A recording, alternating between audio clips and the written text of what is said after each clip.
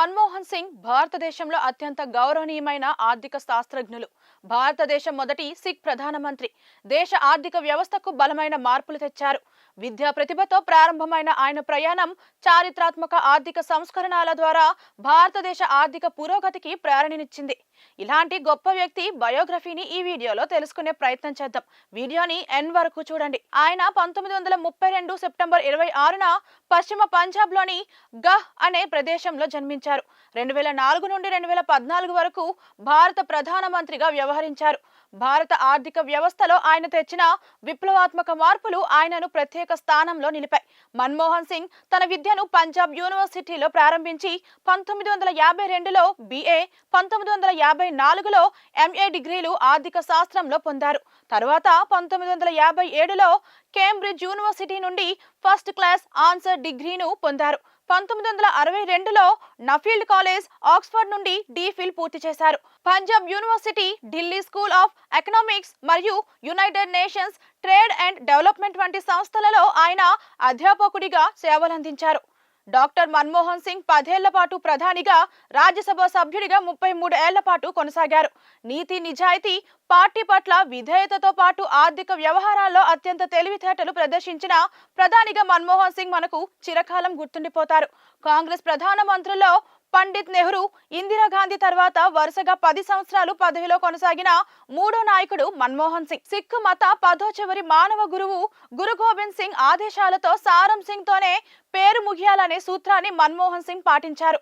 ముగ్గురు ఆడపిల్లల తండ్రి అయిన మన్మోహన్ జీ అల్లుళ్లలో 2 హిందువులు, ఒకరు అమెరికాకు చెందిన శ్వేత జాతి క్రైస్తవుడు. మన్మోహన్ ప్రధానిగా వ్యవహరించిన స్టీరింగ్ మాత్రం అప్పటి కాంగ్రెస్ అధ్యక్షురాలు సోనియా గాంధీ చేతుల్లో ఉండేదనేది జగమెరిగిన సత్యం. ఇక డాక్టర్ సింగ్ ప్రధానిగా ప్రమాణ స్వీకారం చేసిన మొదటి రోజు నుంచి కేబినెట్ ఏర్పాటు దాకా శ్రీమతి సోనియా గాంధీనే అన్ని నియామకాలు, నిర్ణయాలు చేపట్టారు. మన్మోహన్ సింగ్ హయాంలో 4 ఏళ్లు ప్రధానమంత్రి, మీడియా సలహాదారుడిగా ఉన్న ఆర్థికవేత్త సంజయ్ బారు డాక్టర్ సింగ్ పై ది యాక్సిడెంట్ ప్రైమ్ మినిస్టర్ అనే వివాదాస్పద పుస్తకం రాశారు. కానీ రాజకీయవేత్తలు వ్యాఖ్యానిస్తున్నట్లు మన్మోహన్ సింగ్ కాకతీయ ప్రధానమంత్రిగా వ్యవహరించలేదు. దేశం కోరుకునే ప్రధానమంత్రిగా తమ పాలన కొనసాగించారు.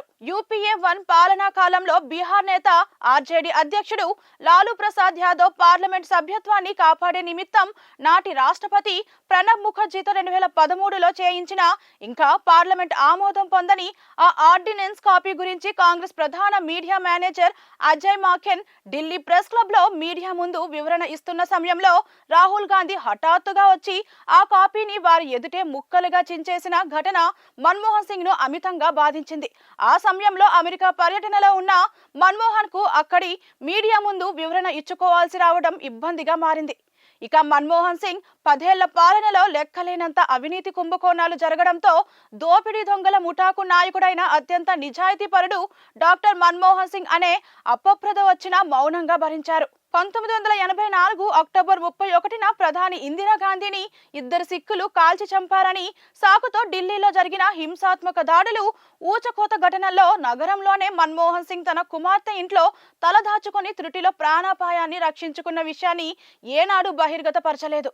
ఇక ఇప్పటి ప్రధాని బీజేపీ నేత నరేంద్ర మోదీ మన్మోహన్ సింగ్ అవినీతి విషయంలో వ్యవహరించిన ఉదాసీన వైఖరిని ఎండగడుతూ కోట్ వేసుకొని బాత్రూమ్ లో స్నానం ఎలా చేయాలో డాక్టర్ సాబ్ నుండి మనం అందరం నేర్చుకోవాలి అని వ్యంగ్యంగా అన్న మన్మోహన్ సింగ్ చలించలేదు.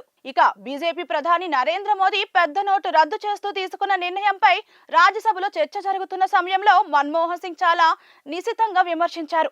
దీర్ఘకాలంలో ఈ నిర్ణయం ప్రజలకు మంచి చేస్తుందంటున్న పెద్దలందరూ దీర్ఘకాలంలో మనమందరం మరణిస్తామన్న సూక్తిని కూడా గుర్తుంచుకోవాలని అన్నారు. ఇక తన పాలనా కాలంలో వచ్చిన వివాదాలు, విమర్శలకు సమాధానంగా డాక్టర్ మన్మోహన్ సింగ్ చరిత్ర దయతో తనను అంచనా వేస్తుందని నా విశ్వాసం అంటూ వ్యాఖ్యానించారు. ఇంతటి మహానీయుడిని మనం కోల్పోయామని చెప్పొచ్చు.